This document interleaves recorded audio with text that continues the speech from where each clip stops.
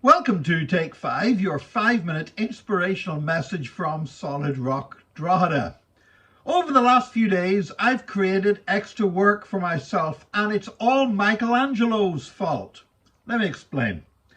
We've recently had a log cabin constructed round the back of our property, where basically I've built it in order to have a recording studio. All these videos are going to be moving out. If this is an upstairs open plan area in my house, I have to get the rest of the house to keep quiet every time I film a video. And so we've now built a log cabin in the back garden.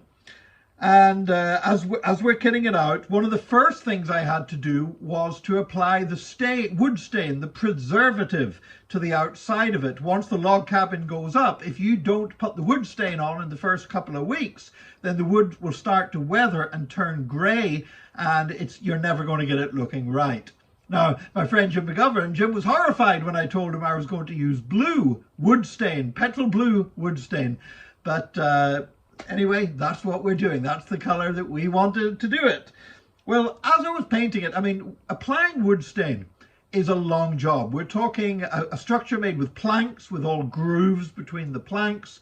So we're talking approximately 6 hours applying the first coat, 4 hours applying the second coat, and another 4 hours applying the third coat.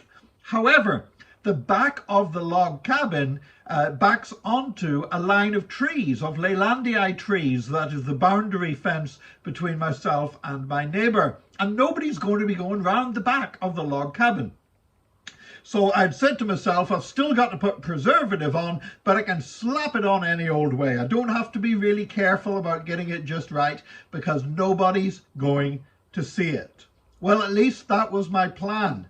And as I began putting on the wood stain, that first coat, and the first coat takes longest because it's bare wood and it's acting as a primer, so it soaks in the first coat of stain. As I'm applying the first coat of wood stain, just as I'm getting to the corner where I'm on the stretch that faces the trees at the back, the bit where I said I wouldn't have to be that careful about applying it, I was suddenly remembered about something to do with Michelangelo, that when Michelangelo was painting the ceiling of the Sistine Chapel, he was way, way up high, and there were some bits that, to be honest, nobody could see them. They could vaguely see what was up there, but they couldn't see the details from down below. Even with the most powerful telescopes they had at that time, they really wouldn't have been able to see very much. And Michelangelo still painted in intricate detail. And some people said to him, why are you painting something that nobody's going to be able to see? And his answer was, God will see. And what Michelangelo was saying was this, that while he might be getting paid by the Vatican for the painting that he was doing, he wasn't really doing it for them. He was doing it for God. And if he was doing it for God, then he wanted all of it to be done with excellence. Well, I've used that sermon illustration before when I've been preaching, but I tell you, I didn't want to be reminded of that whenever I was about to slap the paint on any old way on one side of the log cabin. But when I got to it, I just remembered Michelangelo's words, God will see. And so I had to paint it just as carefully as the rest of it. Now, I don't know, I don't think anyone's ever going to be creeping round the back of the log cabin unless it's a burglar trying to break in, and I'm not that concerned about impressing them.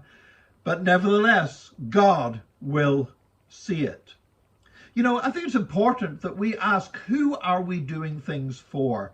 Are we doing it for men, or are we doing it for God? The Apostle Paul said he was not doing things as a man-pleaser, but he fulfilled his ministry in order to please God. That's an attitude I've always tried to follow, always tried to take. There's always the temptation to want to impress other people, but truly what really will last for all eternity is what we do for God.